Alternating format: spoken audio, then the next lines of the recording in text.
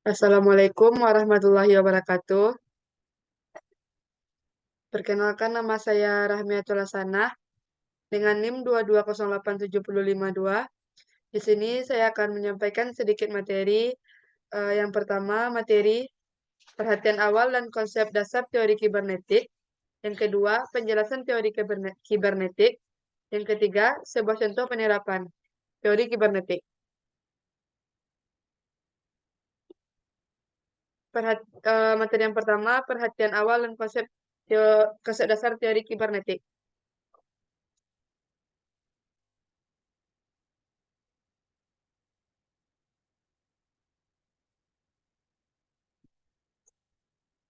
Teori kibernetik dapat dikemukakan berbagai konsep. Pertama, manusia bukanlah makhluk yang pasif dalam menentukan suatu respon dan stimulus yang datang. Manusia adalah penentu dan pengendali respon yang ditampilkan. Konsep ini dipertegas dari pengertian kata kibernetik sendiri. Kata kibernetik berasal dari bahasa Latin cybernetes yang artinya nahkoda kapal. Maksudnya, manusia merupakan penentu dan pengendali proses dan arah tingkah laku yang ditampilkan perilaku gerak. Kedua, manusia merupakan suatu sistem penerimaan, pengolahan, pengaturan, dan pengendalian informasi. Yang ketiga, teori kibernetik menerangkan tingkah laku dan aksi-aksi motorik manusia sebagai suatu model internal yang dinamis, di mana tingkah laku tergantung pada fleksibilitas dan kemampuan adaptasi reaksi. Dalam hal ini, otak manusia menempati hierarki tertinggi sebagai pengatur dan pengendali segala aktivitas organismus dalam pelaksanaan aksi-aksi motorik.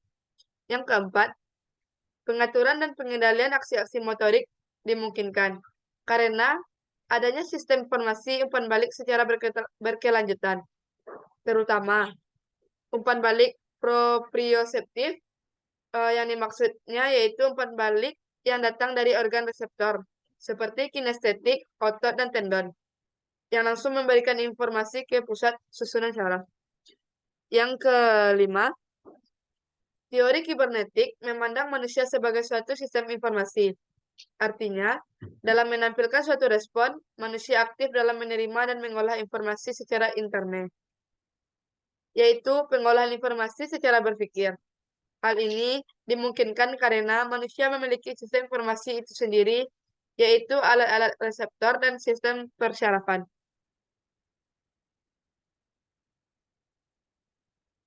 Yang keenam, teori kibernetik memandang manusia tidak hanya sebagai organismus yang aktif dalam menerima dan mengolah informasi, melainkan juga mampu melakukan reproduksi dari ingatan-ingatan dan pengalaman yang telah dimilikinya, serta mampu melakukan koreksi-koreksi terhadap aksi-aksi motorik yang dilakukannya. 7. Adanya kemampuan manusia untuk memproduksi kembali ingatan dan pengalaman. Karena manusia memiliki suatu konstelasi penyimpanan ingatan dan pengalaman pada suatu saat siap diaktifkan kembali. Menurut Adam Singer, menurut Singer mengemukakan bahwa aksi-aksi motorik yang telah dilaksanakan diduga meninggalkan jejak atau bekas yang disimpan pada salah satu konstelasi ingatan di otak. Pada suatu waktu bisa diaktifkan atau direproduksi kembali. Aspek yang demikian disebut dengan ingatan motorik yang juga berfungsi sebagai bahan banding bagi individu untuk memodifikasi aksi-aksi motorik berikutnya. Kemudian yang B, penjelasan teori kibernetik. Teori kibernetik merupakan salah satu teori yang relevan untuk menjelaskan proses terjadinya gerak aksi-aksi motorik. Teori kibernetik dikembangkan dengan bantuan berbagai disiplin ilmu pengetahuan, antara lain ilmu psikologi dan fisiologi.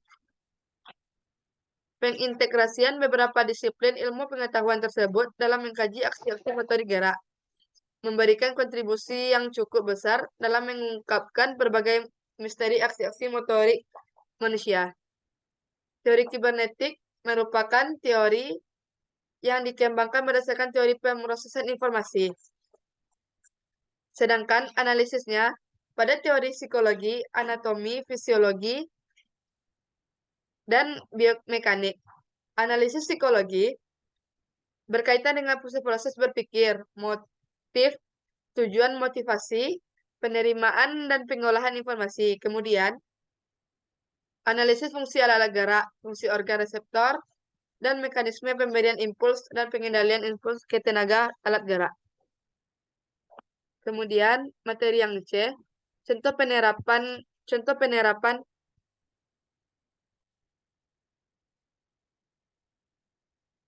kibernetik. Implementasi teori kibernetik dalam kegiatan pembelajaran telah dikembangkan oleh beberapa tokoh. Pertama, teori pemrosesan informasi.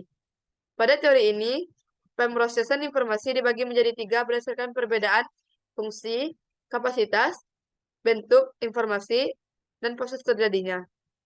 Yang A, sensori memori atau sensori reseptor.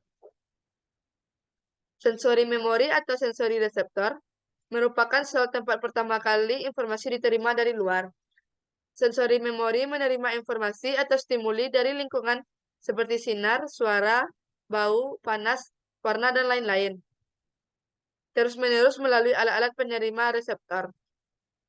Reseptor biasanya disebut sebagai alat-alat indera, merupakan sebuah mekanisme tubuh untuk melihat, mendengar, merasakan, membau, meraba, dan perasaan feeling. Informasi yang diterima disimpan dalam sensori memori untuk berbagai saat saja, sangat singkat. Informasi yang ada mudah terganggu dan berganti.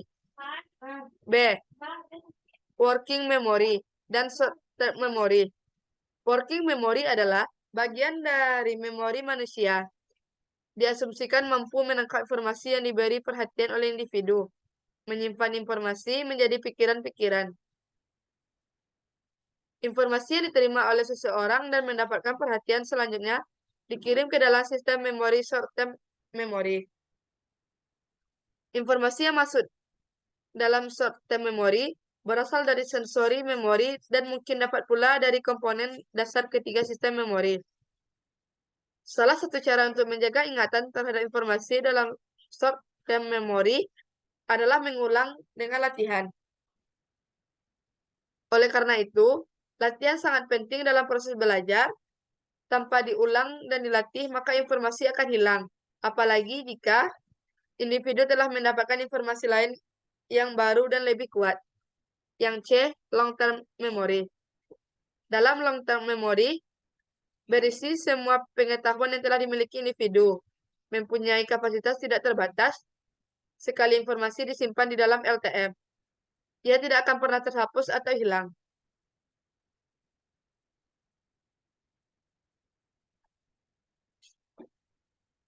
Yang kedua, teori belajar menurut Landa.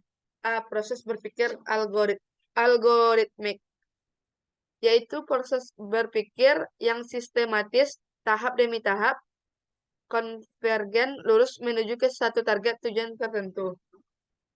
Yang B.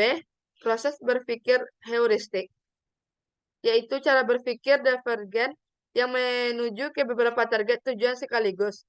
Menurut Landa, proses pelajaran yang hendak dipelajari atau masalah yang hendak dipecahkan diketahui oleh ciri-cirinya terlebih dahulu. Materi pelajaran tertentu akan lebih tepat jika disajikan dalam urutan yang teratur. Sedangkan materi pelajaran lainnya akan lebih tepat bila disajikan dalam bentuk terbuka dan memberi kebebasan kepada siswa untuk berimajinasi dan berpikir. Tahap kibernetik sebagai teori belajar seringkali dikritik karena menekankan pada sistem informasi.